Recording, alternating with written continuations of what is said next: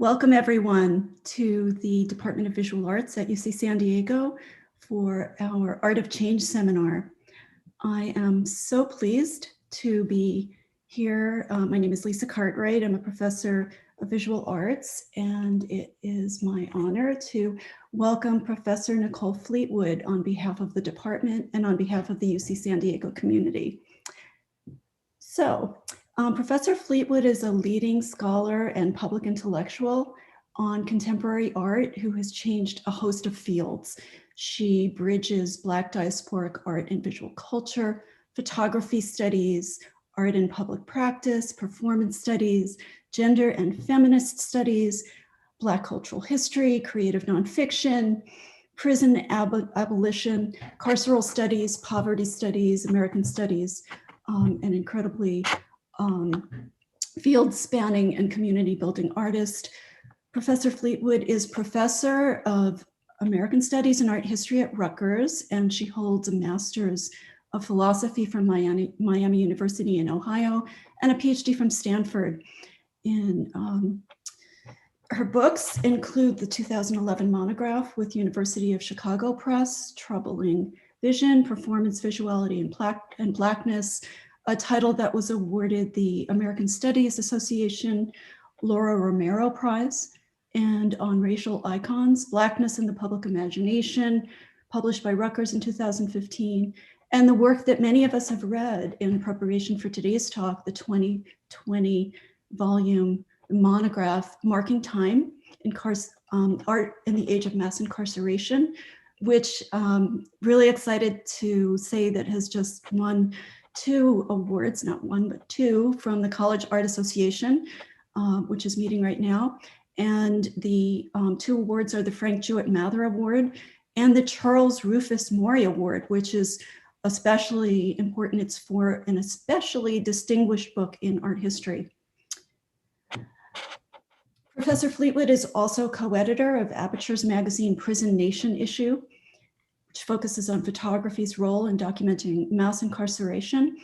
And she has a touring exhibition that the book is tied to.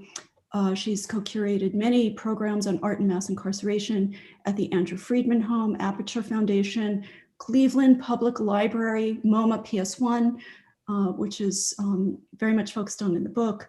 And her work has been supported by the Rockefellers, Bellagio Center, the Cullman Center for Scholars at the New York Public Library, the Denniston Hill Residency, a Schomburg Center for Scholars and Residents, a Mellon, the NIH. So we're very excited to hear from Professor Fleetwood about her work on Marking Time, Prison Art and Activism, which was a conference and 6-site exhibition initially with the Institute for Research on Women at Rutgers, and developed into a 44-artist show exhibited in 2018 at the Aperture Foundation, and then in 2020 at PS1. So very warm welcome to you, Professor Fleetwood. We very much look forward to your talk this afternoon. Thank you so much, Professor Cartwright. And as I was saying offline, or before we went live, your work is so important to my teaching and research. And so it's an honor to be in conversation with you and the community at UCSD. So thank you for having me. And thank you to Professor Amy Adler for doing a lot of the organizing work. Thank you, Paolo, for all your tech support and everyone behind the scenes who's making this happen. So I'm gonna just begin by sharing my slides, and I'm gonna talk a bit about the process of developing Marking Time. And I want you to know, when I started working on this project, that I had no idea that it was going to turn into a book and an exhibition and ongoing programming. And at this point, I don't think of Marking Time as one thing or one object or one kind of cultural manifestation, but kind of ongoing collaborative programming with system impacted people, with abolitionists, with scholars, with family members of directly impacted people. And in that way, it feels organic, and that it continues to grow and shift as we identify needs and particular interests around the project. And for me, that kind of organic movement of the project is really important because it started very much, this project started very much in like deeply intimate ways of just reflecting of the toll of incarceration on my family and on the town I grew up in, Southwestern Ohio, called Hamilton, Ohio, and having seen so many people, especially young Black boys and teens, enter the carceral system at very young ages, often for many, many years, some people for life. And when I finished Troubling Vision, which Professor Cartwright mentioned, and I got tenure, I knew that I wanted to do a project that felt much more, that didn't just speak to my academic interest, but that really spoke to my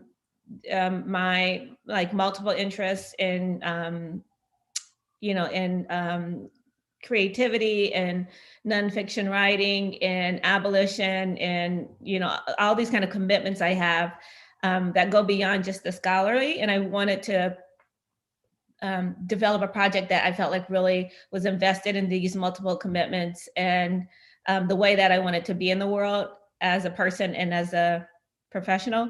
And I started by just going through my family archives and thinking about my incarcerated loved ones. Many of them over the course of their incarceration had sent home photographs like this photograph of my cousin DeAndre, who's posing with my Aunt Frances, his grandmother. And I started hanging these images around my house and addressing them, talking to my incarcerated relatives as a way of resisting what the state had done, which is remove them from family life. And as part of the process of doing that, actually, a friend visited me at my house and saw these photographs around the house and asked about them. And he's an art historian and had no idea that there's this practice inside many prisons of photographing imprisoned people and their loved ones in the visiting rooms. And so he was really fascinated by it and also kind of connected it to this long history of especially Black portraiture of artists, photographers like Vanderzee and the like. And so I really started to think about these photographs outside of just my own personal relationship to them and how they serve as this kind of almost a counter family album, not one of aspiration and hopefulness, but one that's still very much about love and belonging, but very much tethered to captivity and freedom. And so I started thinking about how there are many millions of these images that circulate among imprisoned people and their loved ones every year, given just the sheer number of people in prison in the US, over 2.3 million people, and all the voluminous amount of images that get produced every year and often for personal consumption. And I thought it was also interesting just how this haptic practice, these material objects circulate through letters and often through correspondence at a time when so many of us consume images digitally. So these are images that are often printed on low quality photo paper and sent out to loved ones, or also collected by imprisoned people to remember these visits from loved ones. And so I'm starting by showing you a couple of images of me visiting cousins over the course of their incarceration, really as the impetus behind my doing this research. And as I started looking at these photographs more and more, I got really interested in the backdrop, not realizing that the backdrops themselves until later in the project were painted largely by imprisoned people. And so I got interested in thinking about how they connect to a history of backdrops and what the backdrop represents in studio portraiture. I also, as I started to develop this project, in the very first iteration of it was actually an article I wrote called "Posing in Prison" that was published in Public Culture, and it looked very much at the circulation of these photographs of the prison visiting room between loved ones, and I wrote it as a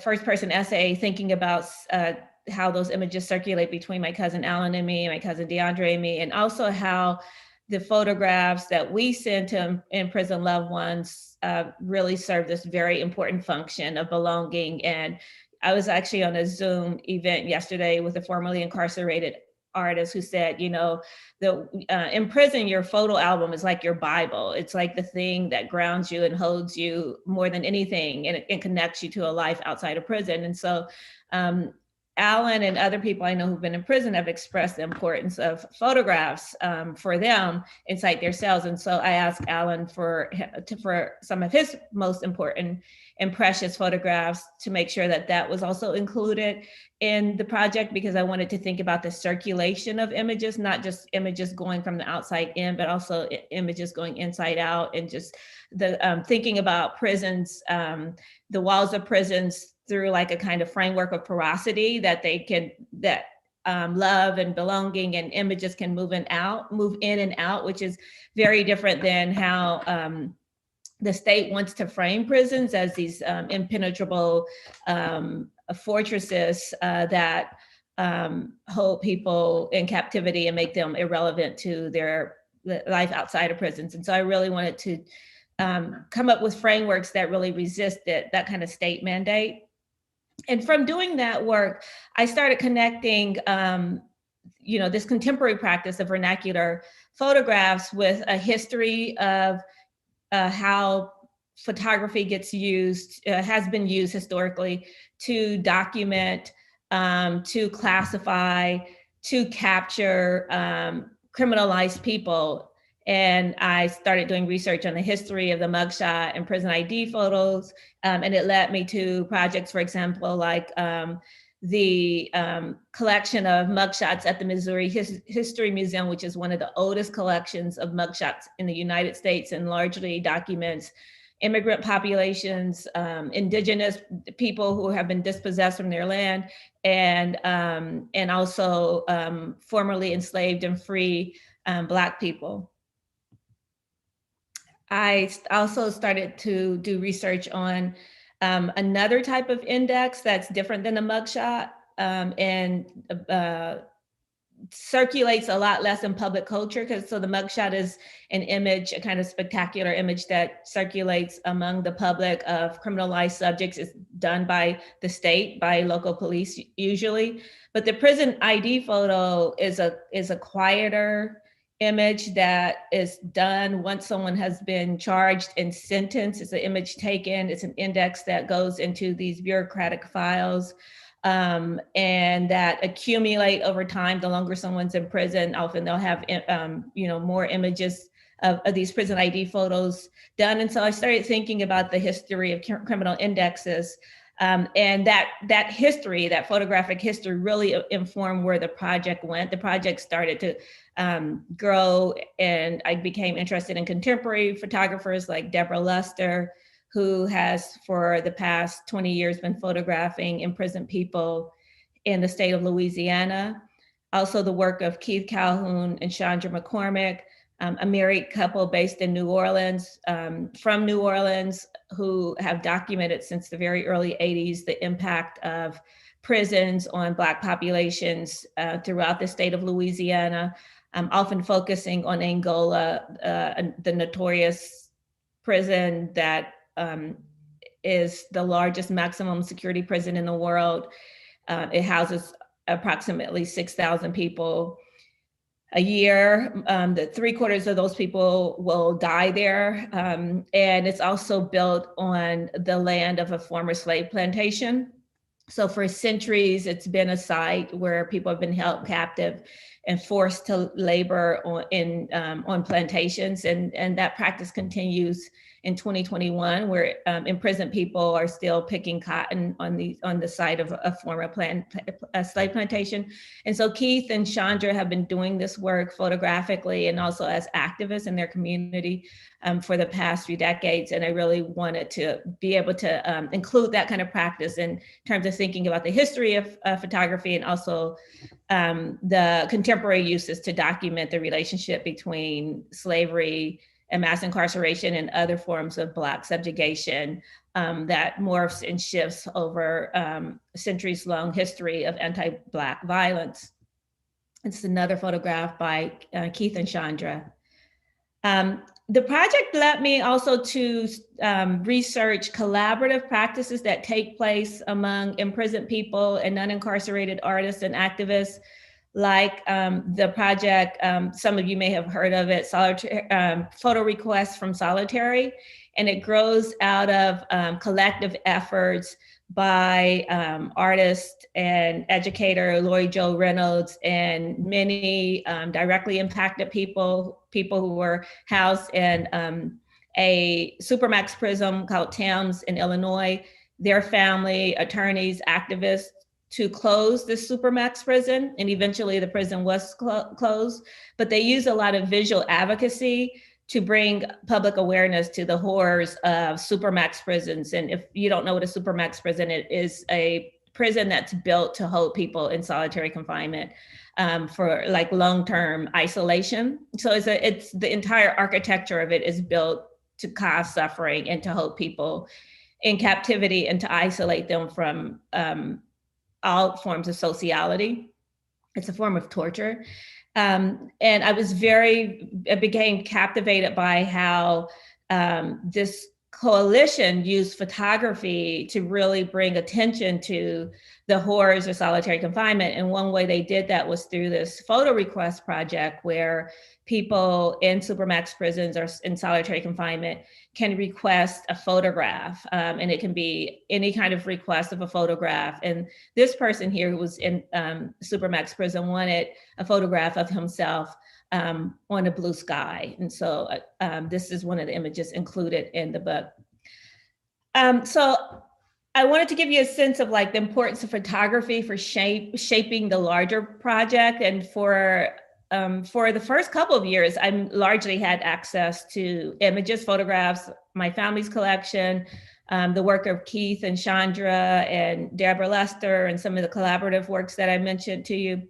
And it was only through building relationships with a lot of nonprofit organizations that work directly with imprisoned people and through interviewing formerly incarcerated artists that I was able to grow this project and start to look at a range of art practices that take place inside US prisons.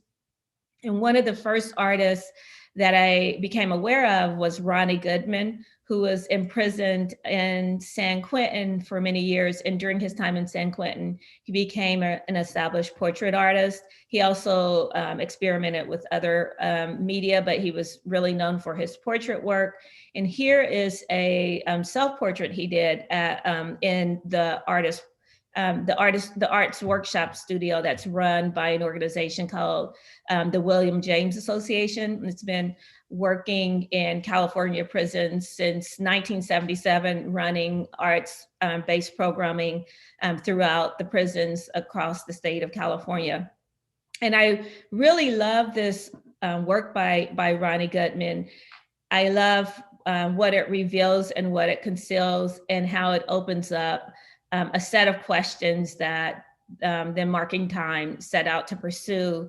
And those questions have everything to do with the tensions between being held in punitive captivity, punished by the state, labeled, quote, an offender, a quote, inmate, a felon, and the creative practices, the imaginary worlds, the types of experimentation and relational practices, the forms of art collectivity that are fostered by people who are held and punished by the state. And so that's the kind of tension that runs throughout the project.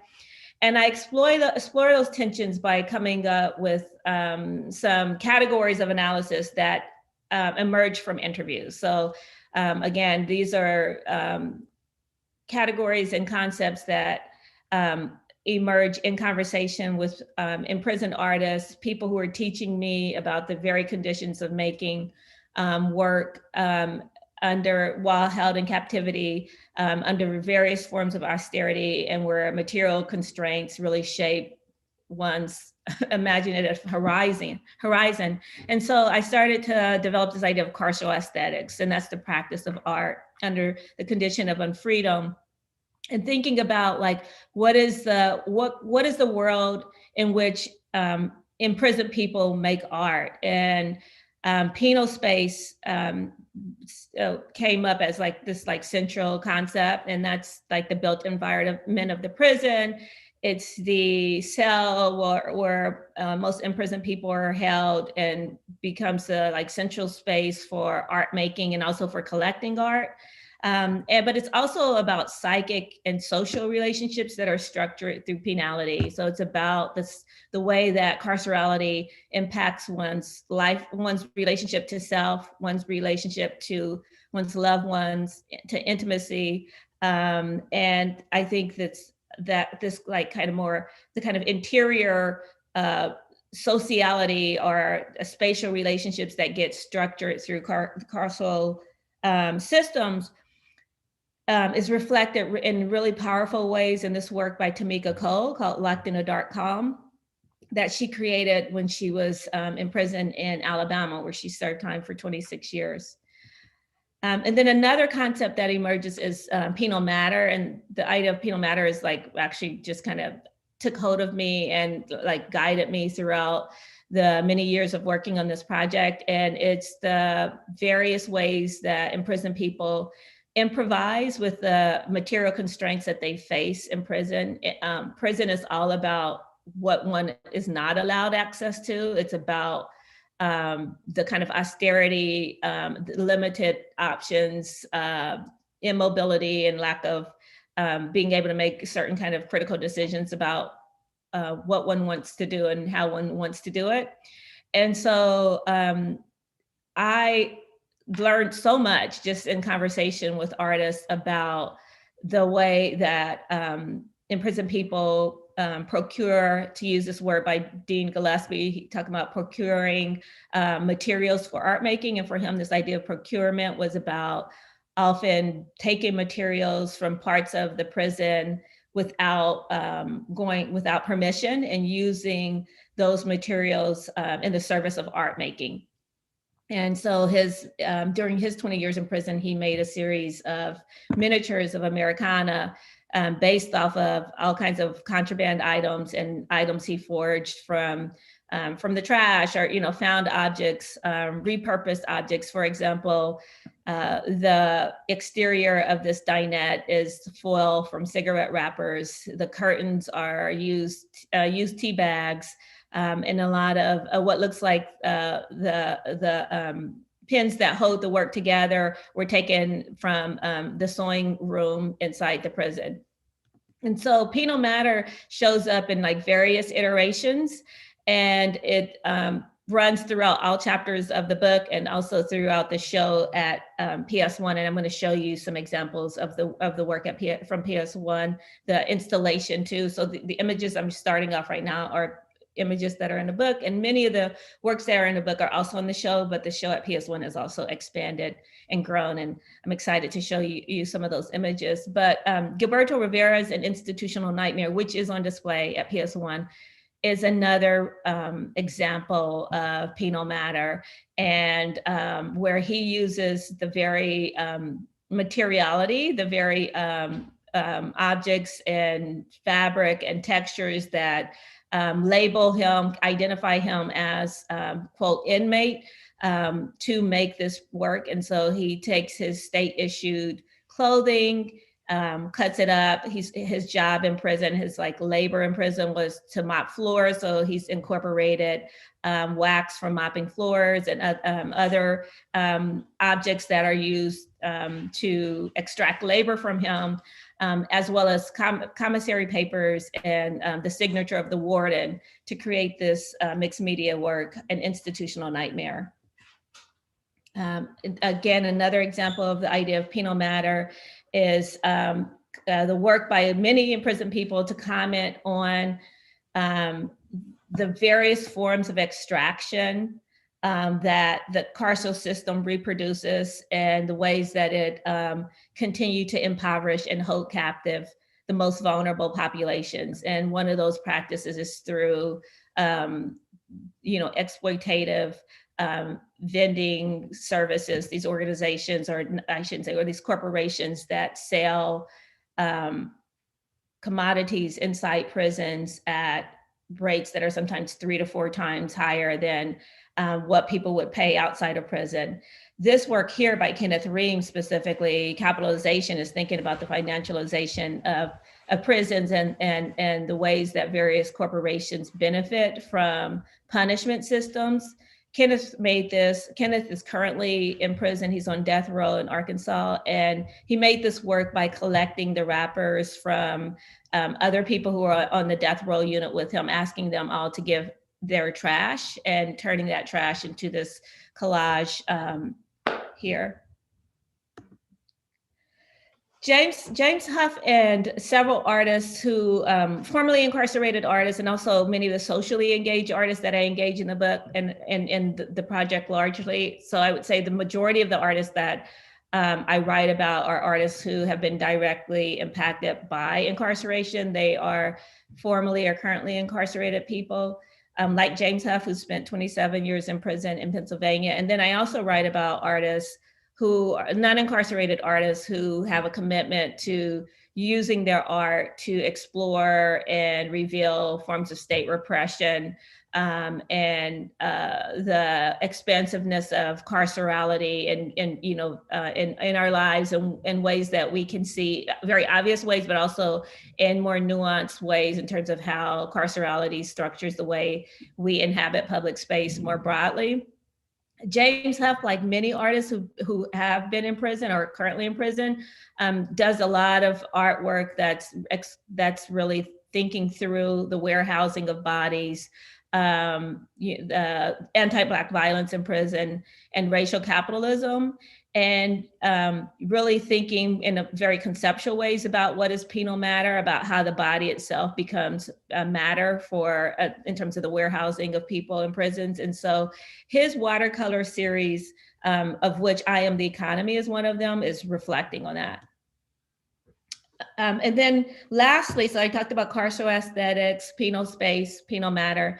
And then penal time is another concept that I explore throughout, especially the book and in writing and examining the conditions out of which art arises in punitive captivity.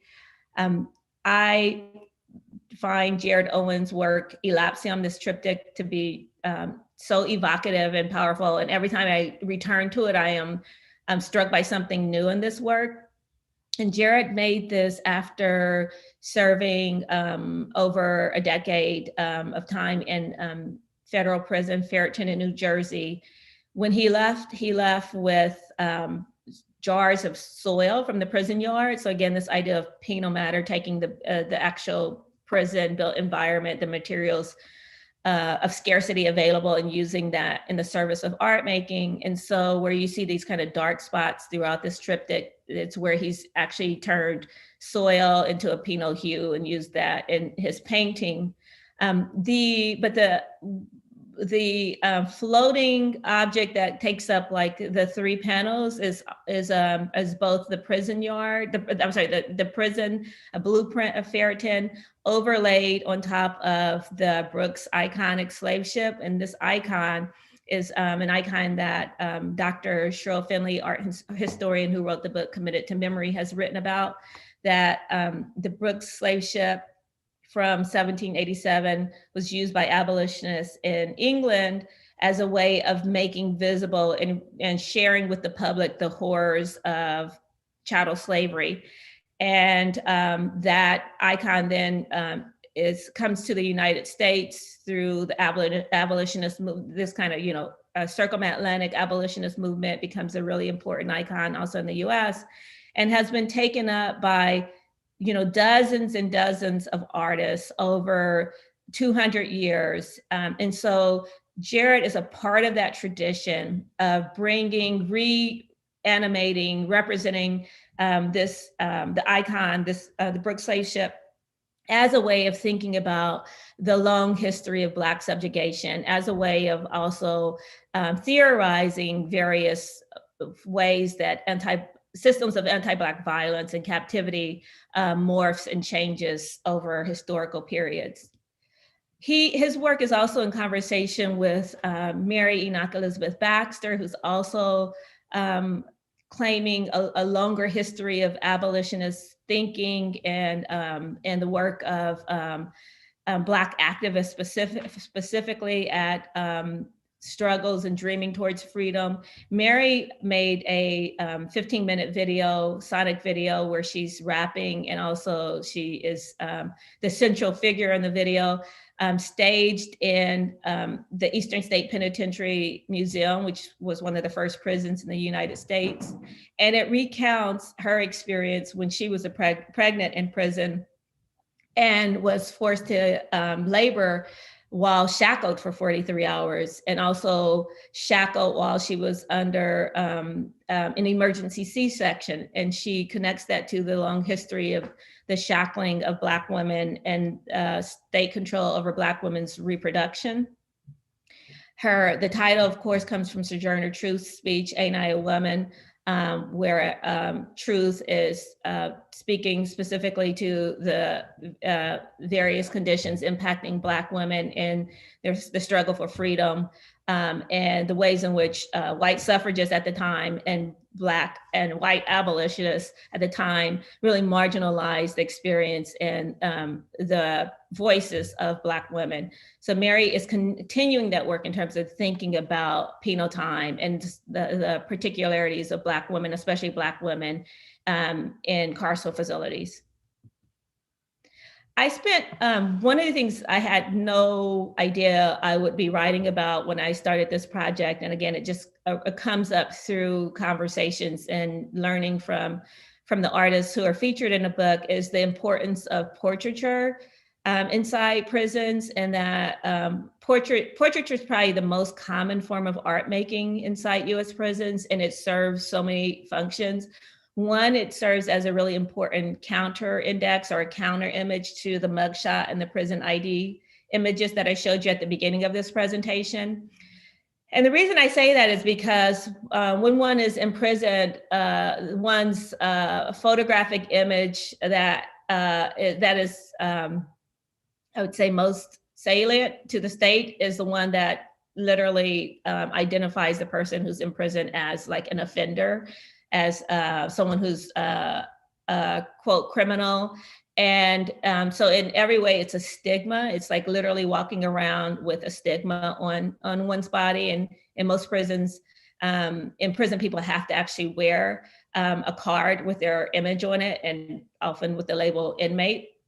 And so portraits become a really important way to have alternative images of oneself, to be involved in forms of self-representation and self-making, especially self-portraits by incarcerated artists.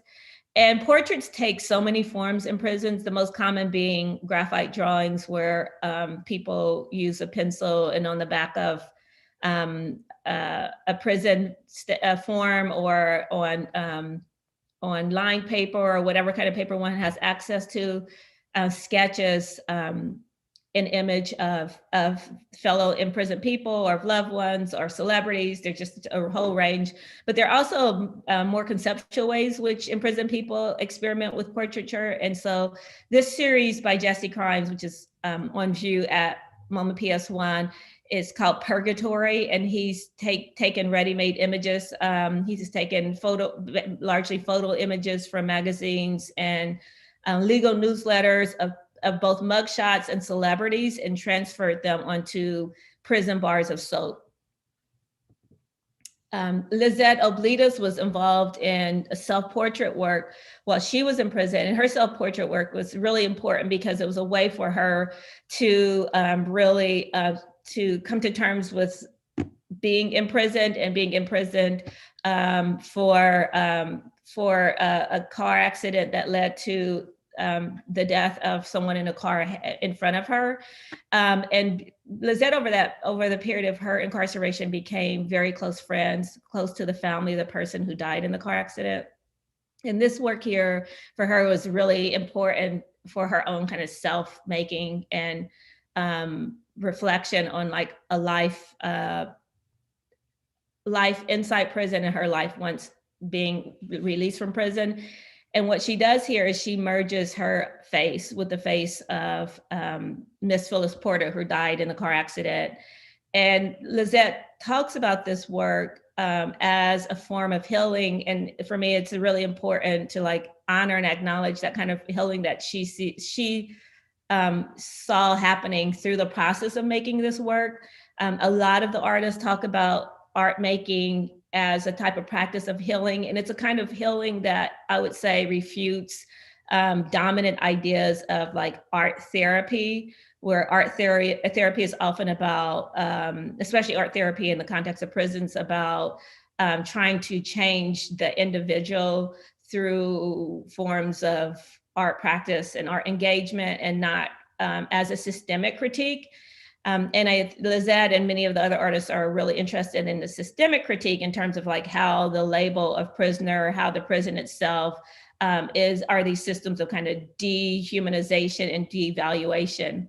And so for many imprisoned artists, the healing that they're talking about is a healing that again exceeds and refutes the mandate of prisons in the state. I mentioned the prison ID card as a stigma that imprisoned people have to wear in many prisons, and I want to show you like the actual reference here. So this is Russell Craig's prison ID card that he had to wear during his time in prison in Pennsylvania. And what he did is he turned it into one of his first self-portraits. And for him, it was a really important moment of self-making and of also claiming the title, claiming the status of artist. He said, you know, it was this choice between accepting the label that had been placed on him by the state, the label of inmate. But you see where he underlines the word art in the Department of Corrections. And for him, it was a very much a moment of like taking on a position that the state couldn't control and becoming what his art mentor, James Huff, would call being undeniable as an artist. Another way that portraits show up in practices inside prison, which I just love so much, and the kind of intimacy of this type of portrait work is a lot of artists, imprisoned artists, will incorporate portraits based on photos, insight letters that they write home. And so this is a portrait done by James Huff of his mentee and good friend, Russell Craig, once Russell was released, and it was based on a photograph that Russell had sent of him with his infant daughter.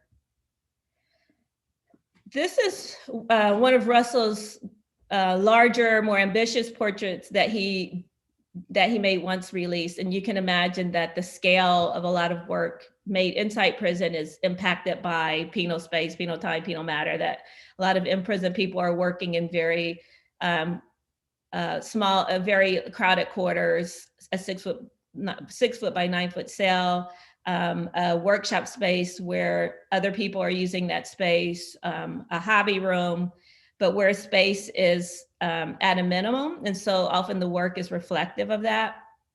Once released from prison and on parole, Russell made this 10 foot by 8 foot self-portrait by collecting many of his prison documents. So the backdrop itself is what is his like carceral biography written by the state. It's sentencing papers, court documents, review board files that he amassed while on parole, and then used that for this like really massive self-portrait that is also about a type of assertion of himself. Again, he continues to assert himself, this idea of being undeniable as an artist, and his portraits get larger and more experimental once he's released. And I'll show you in a minute some of his more recent. This is another portrait by George Anthony Morton, who became an accomplished portrait artist during his 10 years in prison, and then was accepted to the Florence Academy and actually won the 2016 Best Portrait Award for this work, Mars. And then I also talk about portraits within, you know, a very long tradition of memorializing. I open a chapter that it's a very hard chapter on art in solitary confinement. And it opens with this self-portrait by Billy Sell, who was in solitary confinement in California, and became a participant of a hunger strike in 2013 to bring awareness to the horrifying and torturous conditions of solitary confinement broadly, but especially in the state of California. And it was a strike that worked across institutions and that partnered with non-incarcerated allies. And Billy Sell had also been taking art classes in a correspondence program. So most people in solitary confinement or maximum security have very limited access to art supplies or art programs. Many of them, their only access is through correspondence courses, like the one run out of Ithaca, New York, through the Prisoner Express newsletter. And so he was taking a correspondence course with a volunteer, Tracy Ziegler, who's an artist and educator. And she would send him drawing instructions and examples of drawings. She would mail them to him, and then he'd mail back his the assignments once completed. And so this is one of his assignments, the self-portrait here, made during his time in solitary confinement, and also just months before he was found unresponsive during the hunger strike, and his death was rude, death by suicide. Though many of his fellow incarcerated people who were on the strike said that he had been asking for medical intervention for days before he was found unresponsive. And so, you know, this portrait is really, it's reflective of what punishment systems, especially prisons, and especially prisons built to hold people in long-term isolation does, which theorist Ruthie Wilson Gilmore so beautifully and powerfully articulates, which is extract time in life and produces the conditions of premature death. And so I, want to just take a moment to pause on this, because often when people engage this work, the work of like art in prison, it's through a kind of romantic or optimistic lens. And many of the artists that I've come across their works have not survived prison systems. So in this chapter where I'm looking at supermax prisons in solitary confinement, I also look at, again, the built environment, these architectural torture chambers that are created to, again, only produce suffering and isolation. And so Carnell Honeycutt, who's an artist and spent time in a supermax prison in Connecticut, very powerfully creates this illustration with a diagram about the austerity and deprivation that's literally built into these supermax cells.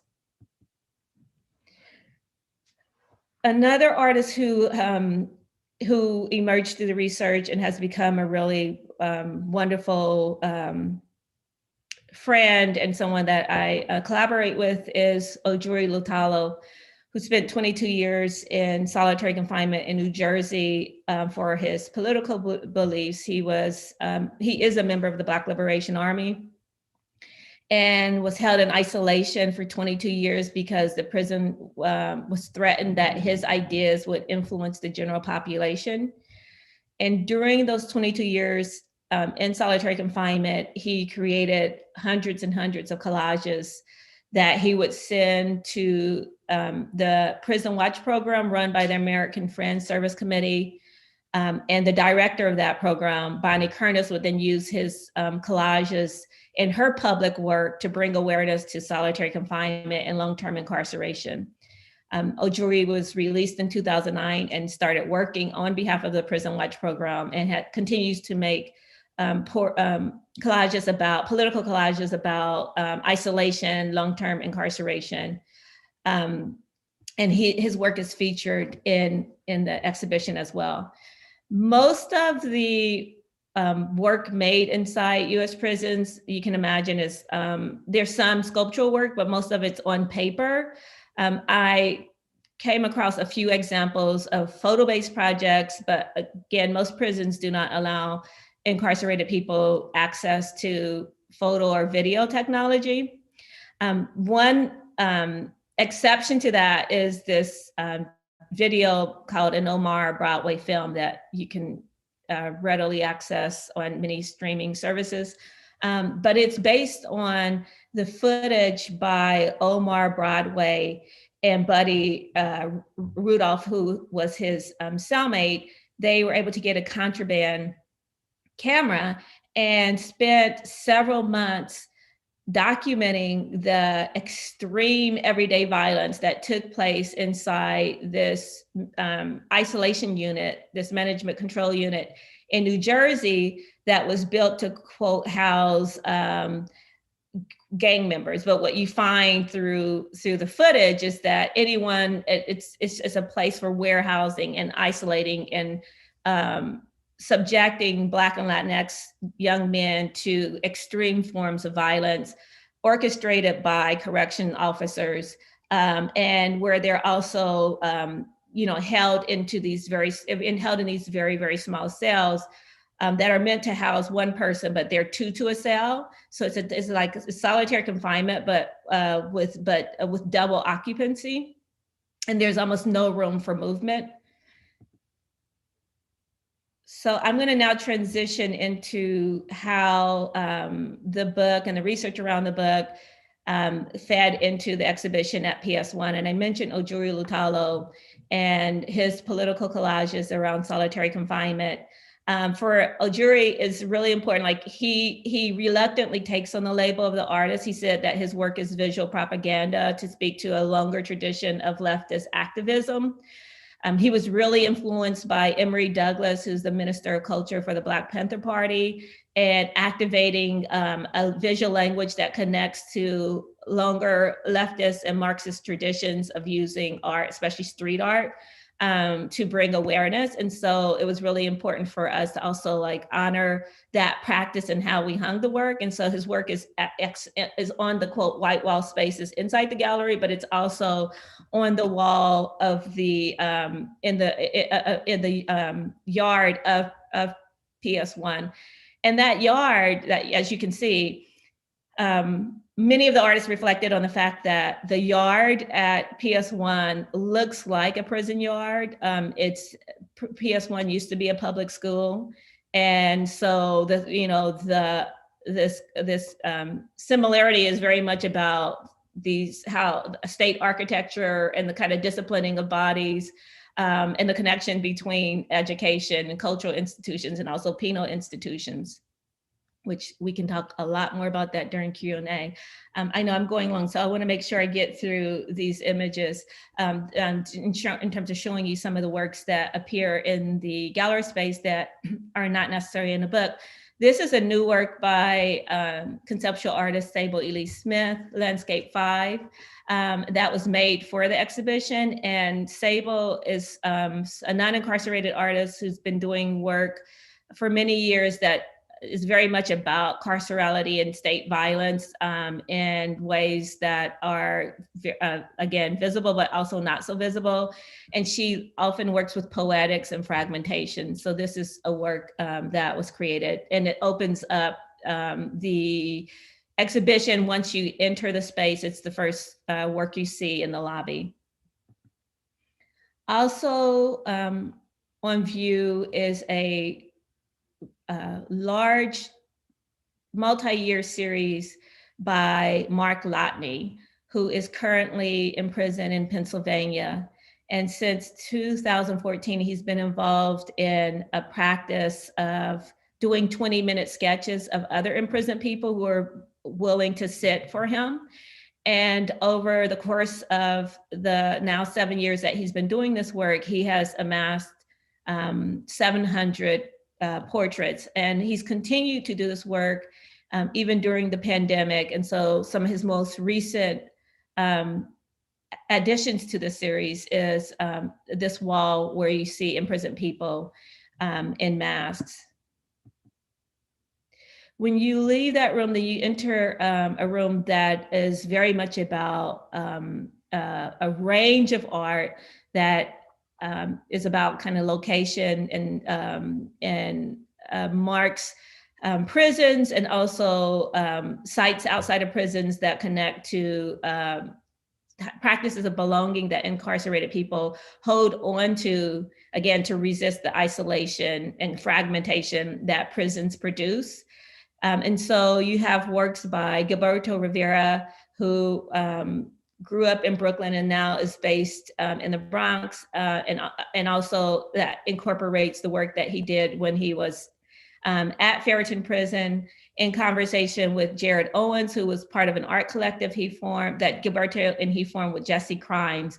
And Jared Owens is from Queens and is also still based in New York. And then a dual projection video by abolitionist artist and teacher Ashley Hunt called Ashes, Ashes. And it's a really powerful 1 hour video that is part documentary and part a speculative abolitionist narrative of Rikers Island. So it tracks the history, the present, and the future of Rikers when he said when cages becomes ruins. And then at the very center, you have these sites of nostalgia that Dean Gillespie imagined during his 20 years in prison in Ohio. This is another view of that room where you see the work of Jared Owens, the Elapsium that I talked to you about, the triptych, with some new works by Gilberto Rivera that very much comments on people most impacted by COVID, essential workers, and people in communities of color, especially in New York, as well as in Puerto Rico, where he was born. The next room takes you into this massive mural by Jesse Crimes that he did over a 3-year period when he was also in Ferreton with Jared and Gilberto. And it's 15 by 40. It's made of 39 prison bed sheets where he traces, he does image transfers from the New York Times Magazine and other media, and then he draws on top of it. And it's a system, commenting on also systems evaluation where he has hell, earth, and heaven. That work is also beautifully in conversation with Maria Gaspar, who's a professor of art at the Art Institute of Chicago. And she's a practicing artist, socially engaged artist, who's been doing work for many years about Cook County Jail in Chicago, which is one of the largest jails in the country. And she grew up in proximity to that jail in a neighborhood that's largely populated by Latinx people. And so she, again, is thinking about, it's an abolitionist project where she's thinking about the porosity of the fortress that surrounds that jail. This room here is a great conversation happening between 6-pronged sculptures by Sable Ely Smith, the blue and the gray one that's akin to visiting room studios that Sable has reconfigured to look like the children's game Jax. So both of them are thinking about the austerity of the built environment in prisons and other state-run institutions.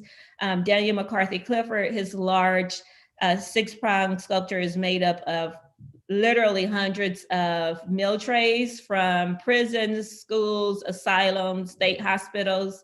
And I was so delighted to have their works in conversation. And they actually had a conversation that we recorded for PS1 yesterday. If you're interested in checking it out as part of the series called Chosen Family, you can go to the PS1 website and replay it. It's a really powerful conversation around how they are both interested in experimenting with the very materiality of prisons.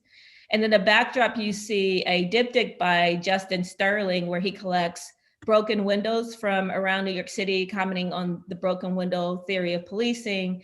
And he grows life inside these broken windows that he collects from construction sites and dumpsters. And I talked about the work of Keith and Chandra, and we have some of their photographs of Angola in the exhibition. We also have this really powerful installation by Rowan Renee called No Spirit For Me, where Rowan is an artist who works with various media, but in this work they were involved in textile, and also built the kind of metal framework that also hangs this installation. It was part of their MFA thesis at University of Michigan. And at the base of this really powerful installation is their father's criminal index that they were able to acquire after their father passed away in prison. And the work is like deeply reflective of kind of fragmentation and memories growing up with their father, but also a type of healing that Rowan describes was part of the actual process of making the art. This room is a really wonderful conversation between Russell Craig and James Huff, who I mentioned earlier as mentors and mentees who were imprisoned together. James was the mentor who really encouraged Russell in various ways, artistically and also educationally, and used this, term to be undeniable. And this is their first exhibition together, and it's a really powerful room where you see the very small scale works that James did during his 27 years, often on prison papers, like these pink documents that he would repurpose to make art. And then the ways that, as I mentioned, Russell Craig is a portrait artist who continues to expand and experiment with media. Here he's incorporating leather bags and canvases and blood into continuing his kind of practice of portraitures. And then the final room is a mixture of media and artists and collectivities. It includes a collective called Women on the Rise, founded by Professor Jillian Hernandez, which encompasses working women artists and populations of imprisoned and paroled girls and women in South Miami. The photographs of Sarah Bennett, who used to be a criminal defense attorney and became a photographer, focusing on women sentenced to life or long-term confinement. The work of American artists. Here is part of their series, I'm Blue 2 and 3, where they're thinking about this counter anti-Black movement of Blue Lives Matter, as well as the indoctrination of policing and how policing and militarism are twinned in terms of where you see this kind of pedagogy of the desk and also the shield. And then in the back wall, you see more works by Ronnie Goodman, and I opened the presentation talking a bit about Ronnie Goodman and his importance to this journey from the book to the exhibition.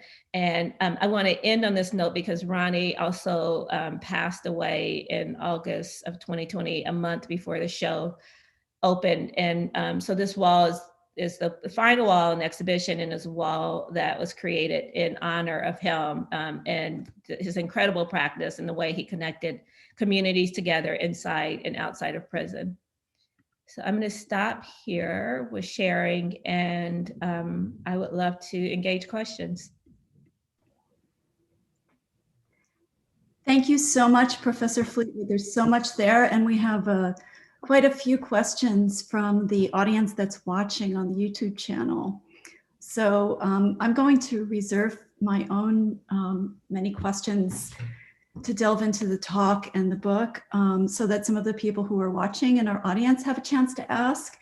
And so I'll begin with a question from Ari Rios Matiodakis, who teaches photography and art to youth in Barrio Logan, City Heights, and an Imperial Inland community here in San Diego County called Rainbow. And Ari asks, in what ways does the artwork produced by people who are incarcerated, who you're working with, allow for complex personhood to be expressed and negotiated? Yeah, that's a great question. I mean, I think, and there's actually not one way for me to answer that. There's like, I think like every iteration is a type of,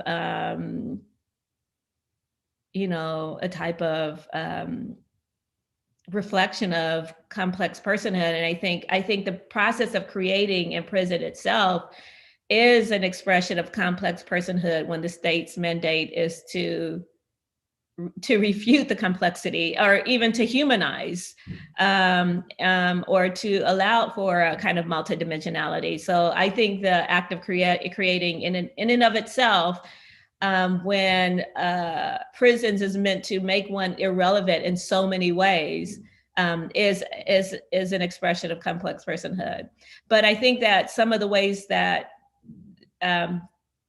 that kind of creativity gets manifested visually is by a lot of imprisoned people wanting to use state materials to the service of art making. So it's taking like what I call penal matter and repurposing it and re-signifying the meaning of it.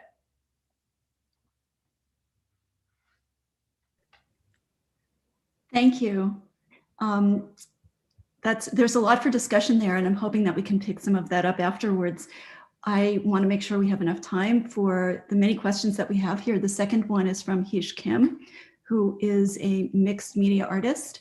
And Heej asks, and first says, thank you so much for your work and for this talk. And Heej says, I'm particularly interested in chapter 1 and the distinction that you make around carceral aesthetics in relationship to the concept of dialogic practice that's introduced in Grant Kester's practice around socially engaged work, and centering the discussion around contemporary art. Can you talk more about, kind of draw out that comparison, and especially in relationship to a Black radical tradition of practice, both yours and the artists with whom you're working who are incarcerated? Yeah.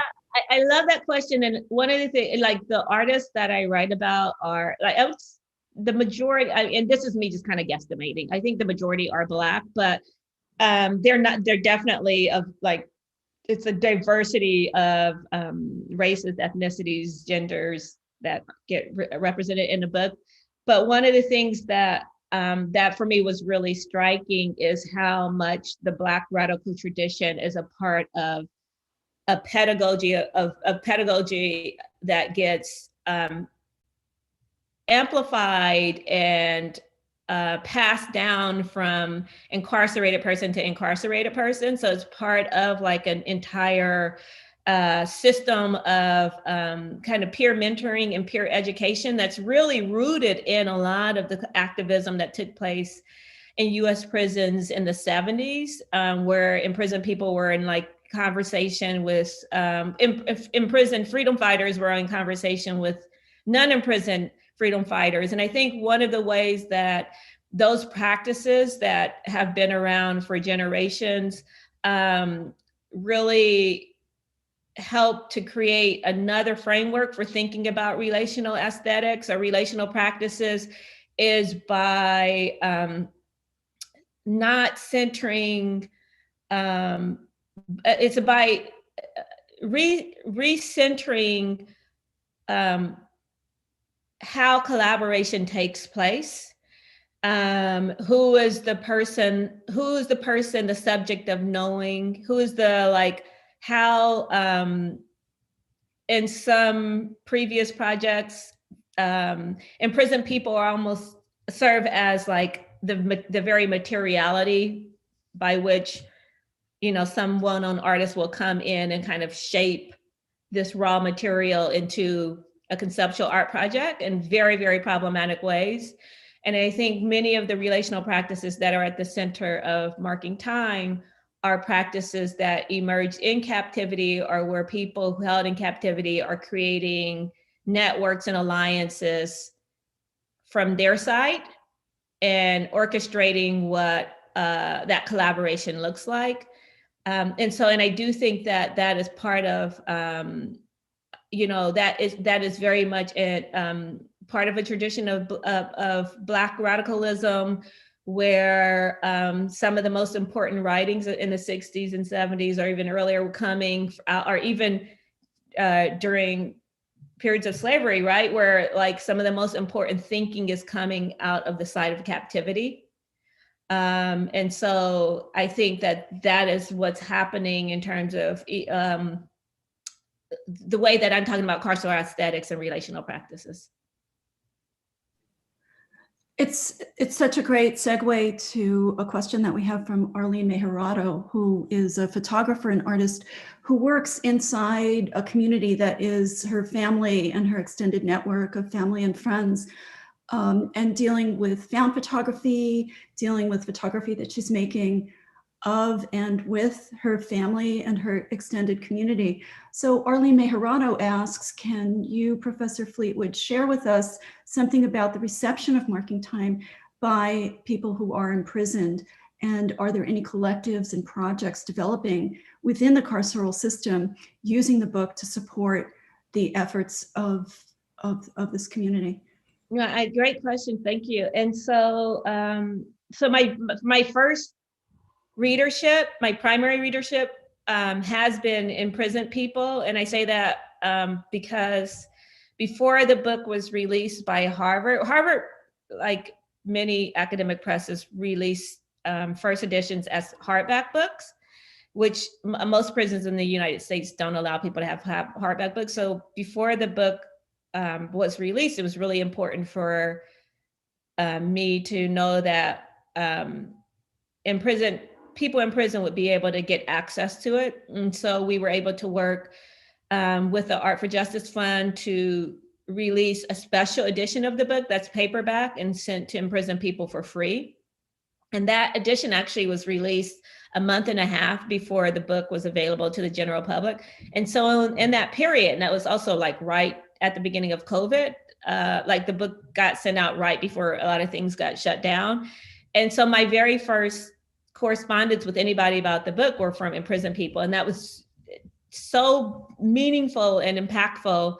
And even some of the artists who are in the show that I've been talking to or interviewing, like Mark Lotney, saw himself as a part of a much larger community of artists, whereas he's been feeling like he was working in isolation. And it's really transformed how he sees his own work and sees community, even if it's a community that doesn't exist in proximity, but it is a type of belonging that I think has been really transformative for many artists. And there's various ways that the artists who have come together through the book or the exhibition, many of them knew each other prior and they continue to make work and collaborate, and they have created their own initiatives that have absolutely nothing to do with me. And they're doing, Jesse Crimes, who's one of the featured artists, curated an exhibition at the African American Museum in Philadelphia called Rendering Justice, that I think has 7 or 8 formerly incarcerated artists. That's like an incredibly powerful exhibition. You can find it online,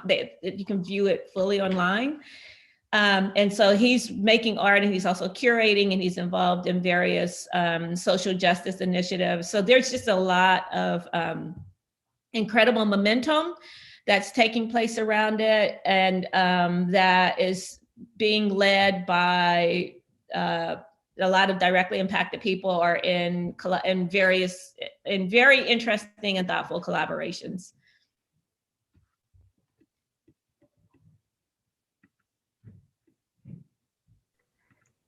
Thank you.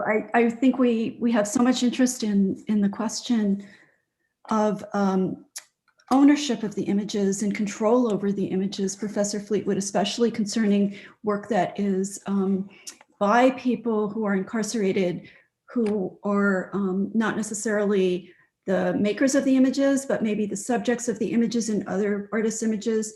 So Mika Castaneda along these lines is asking this question from the perspective, in his case, of being an artist who's working in queer community public spaces around what are safe public spaces, what are existing public spaces, especially in the time of COVID. And Mika is asking, are you able to tell us a little bit more about the physical images that you shared, especially at the beginning of your talk, how are they allowed to be distributed? Who do you get permission from? Who owns them?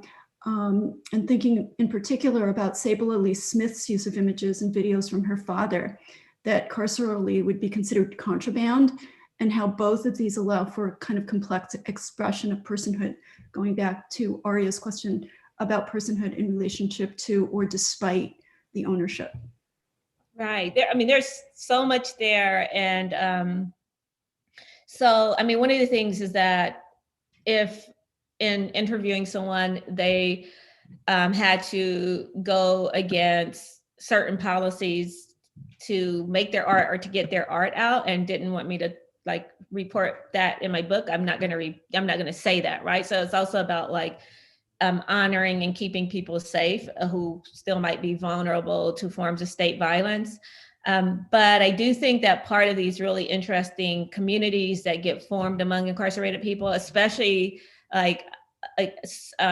more than once, repeatedly, people would tell me that the art workshop space or art collective, it was one of the like safe spaces in prisons where people worked across racial and ethnic and gender differences, like really allowed for a type of collaboration that could not necessarily take place across various forms of apartheid that gets mandated by prison staff because it benefits the operations of prisons by keeping people apart. And so art really challenged those systems of division. And also several artists talked about how the category of the artist is a special category in prison, and that often artists are it's like a protected category, and that people really look up to that type of creativity and type of resourcefulness, especially around experimenting with or appropriating state goods and turning it into something else. That prison, because it's a space of austerity, becomes also a space of like constant improvisation. One has to improvise in order to survive in a place that is so brutal and so punitive. So that's one of the things I would say. And then, I really, as I was working on the book, I was very concerned about questions of ownership. And, the project could have gone a different way had I wanted to focus more on work that's called collaborative. I have a chapter on collaborative art. And that chapter is in some ways problematizing some of the practices of collaborating with imprisoned people. I say very early on that, if collaboration is based on an idea of consent, that to be in prison is to be a non-consenting being. So then when you're working with people whose status is unfree, how do we rethink, quote, participatory projects? And I'm not in any way saying people should not work with imprisoned populations or work to really challenge the kind of carceral divide, but that there's some really fundamental questions that need to be faced head on. And I think questions around resource extraction, question around who's profiting, whose name gets placed on these works, how does value and currency get built often for an artist, non-incarcerated artists, and not necessarily the people who are like participating inside prison. So I think there's a whole series of questions that really need to be worked through in rigorous ways and worked through in conversation with whoever one's collaborating with. That's so great. And the book gave us so much insight about that question. One of the things that came up when we discussed marking time as a group last week was raised by Professor Danielle Dean, who was really interested to hear more about the backdrops in the photographs. And our conversation was geared toward your description of how, Professor Fleetwood, the backdrops, you were describing how the people taking the photographs and working with the backdrops would kind of encode them in ways that the guards and the managers in the prisons couldn't really read the meanings, or they could have meanings that were kind of hidden, but would be known to themselves and to others who were incarcerated.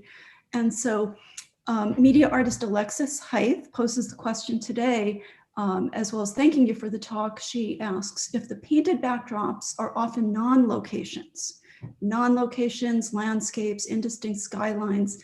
Could we frame these works as speculative or as a composite work of memory? So she's focusing on the backdrops themselves as work, as opposed to taking the finished photograph as the subject of discussion for this purpose. Yeah, so I want to make sure. Yeah, so I like this idea of kind of non-location, and I do say that they're often not site specific, but they're like gestures at a lack of boundaries, gestures at like open space of kind of visualizations of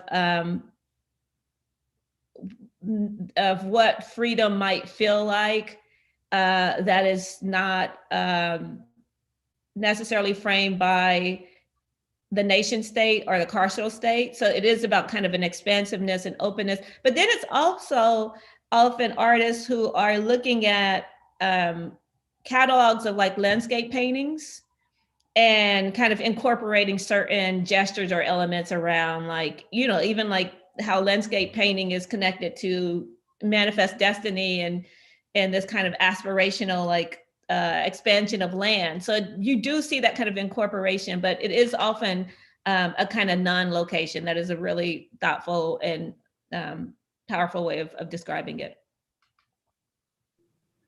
One of the things that comes up in that response is with non-location is, so you write very clearly that your project is one of revolution and not rehabilitation, not making the experience more palatable or comfortable for being inside.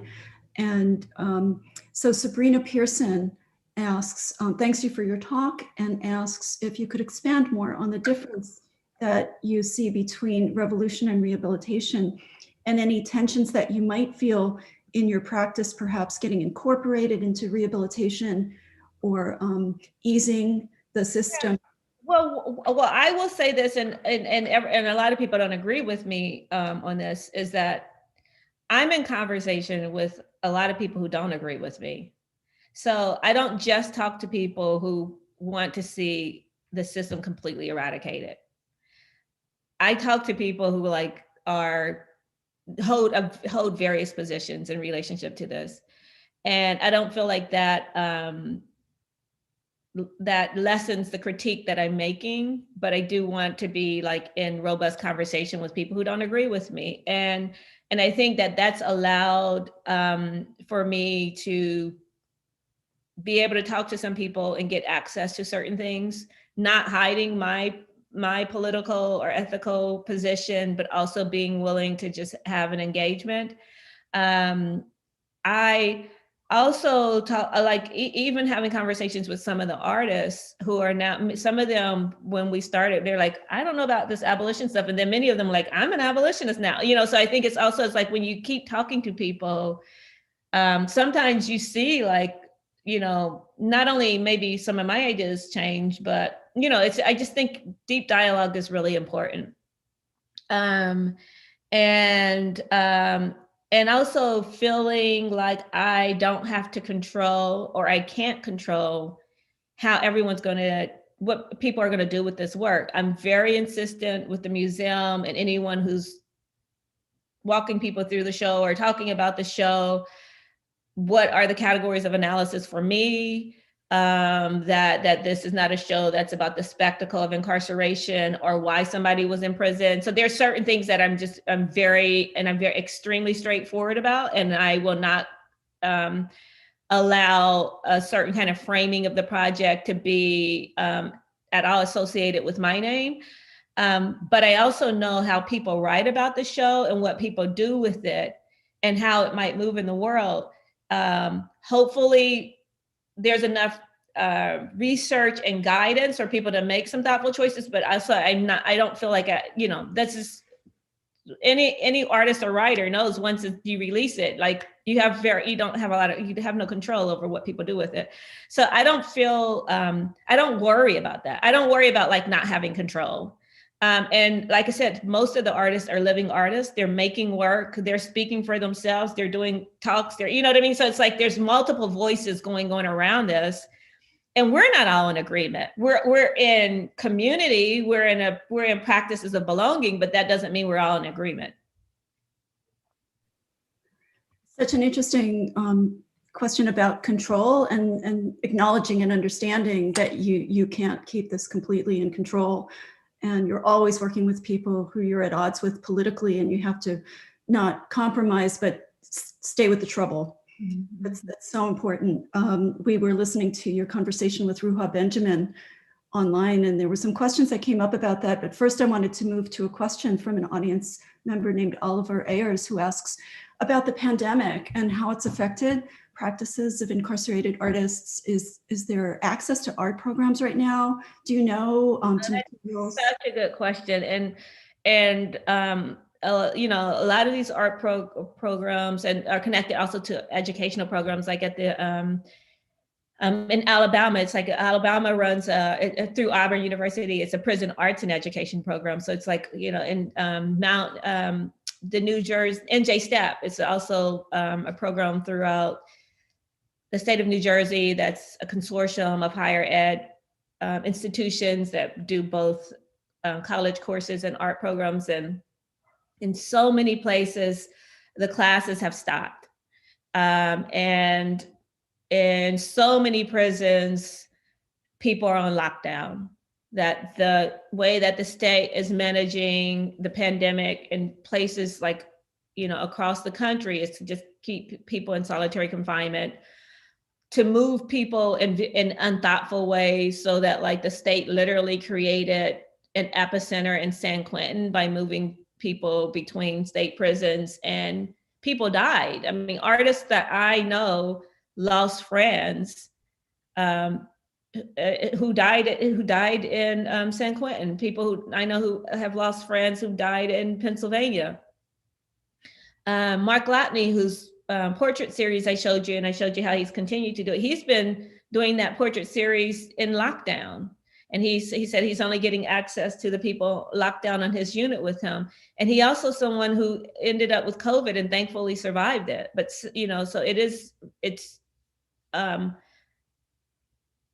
horrifying, you know, what's happening in prison, and also our lack of knowledge of just how terrible it is. Like, we have some insight, but the conditions are, because a lot of people are on lockdown. I mean, just communication is also, there's a breakdown for a lot of people in terms of communication. I know when Mark got sick, he and his mom is an ally and a friend who communicates. Like, she was waiting to hear from him. She wasn't even sure how to check in with him about some of the things that was happening. We have a number of further questions along these lines that relate to how conversation and critique function within the system now at this moment, and also the not unrelated question of, with museums under really major economic stress, but also going through a time of transformation, responding to the events of the spring, the uprisings of the spring. How do you see the museum of the future? Such a great question. I'm actually teaching a class right now, a graduate seminar that is thinking about curatorial practice and performance, where so much of our time is really thinking about, you know, these questions, and thinking about the impulse of museums, which, you know, like how, like the impulse of like the ways that museums actually even get legitimated as spaces of valuation, of exhibition, of collecting, of extracting. And, you know, I've had some really great conversations with practitioners and, you know, people who are in museums but have transformative ideas about what the museum can be, and how it can be a place around where people can bring resources and ideas. And there can be generative conversations and initiatives that take place that might have to do with what's on the wall and what's not. And that can also, really respond to its location in really thoughtful ways. And so for PS1, it's like actually really thinking through the very wall that surrounds it and kind of getting, because that wall kind of separates itself from, so there's what, I think this is a question that like we all should be involved in. And I think we all should take ownership of like cultural institutions. And like, I think one of the things I've been talking to my students about is like the whole idea of threshold fear about like people even entering these spaces, right? Because museums are supposed to be intimidating spaces that really even foreclose some people from entering, let alone having their work on the walls, right? So it's like really, really activating and working against those kind of barriers. Yeah, Morgan Mandelay has some questions along those lines. Morgan is a former MFA from our program and an artist who works a lot with different community spaces. And there are quite a number of people in this audience who really work with community-based art practice. And Morgan's asking about support systems for returning artists and beyond working in direct support with NPOs. What can the art community do better to support the reentry? And what can people who are working really concertedly at that level of the community do to access the resources to be able to implement these programs? Yeah, these are great questions. And I think in a few minutes, I'm supposed to talk to grad students specifically. I just want to make sure we have time for that. But, I do think that in New York, I can speak about New York and also Philadelphia, where I know a lot of artists, and that a lot of people who re-entering are the ones who are at the forefront of these conversations. And I think any kind of program or organization or initiative that's dealing with reentry should have people who've re-entered at, on the board, directing, leading initiatives about needs. And I think it is really just, it's a huge shift, in terms of just continuing to refuse the state mandate about what and who an imprisoned person is, or someone who's been criminalized, because often human service organizations or people who quote mean well still approach this topic or these issues from like these just hierarchies of who knows and who doesn't, who has resources and who doesn't have resources.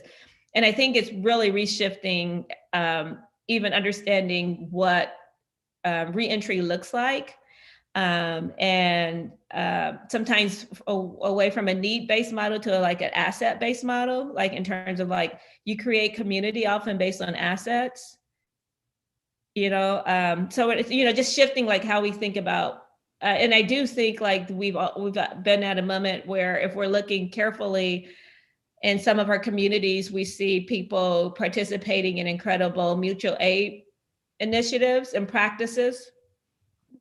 And those mutual aid practices also exist in prison, that people find ways of resource pooling and sharing. And this doesn't mean that people don't need help with institutional access, absolutely, right? And it is about people also utilizing whatever kind of privilege and resources they have to like create more expansive open networks and institutions. But I also do think it's retooling how we as non-incarcerated people even engage in these conversations. Yeah, this is such a lot to think about there. I wish we had more time, but this is going to be our last question, and it really opens up the kind of work that you do in terms of, so where is the interface between the art spaces outside the prison institution and display inside the institution? Do exhibition spaces exist within penal institutions from which the artists derive for both the community within the institution and community that is visiting to be able to experience the work together? And how can we support that? Yeah, that's a great question. And there are the way that I found out about, even started thinking about this was, like I said, visiting incarcerated relatives and not only taking pictures with them, but seeing art on display in the visiting room. So seeing works in vitrines or hanging on the wall and getting really interested in like, oh, wow, there's a whole visual world and creative culture that's happening here, and wanting to learn more about it.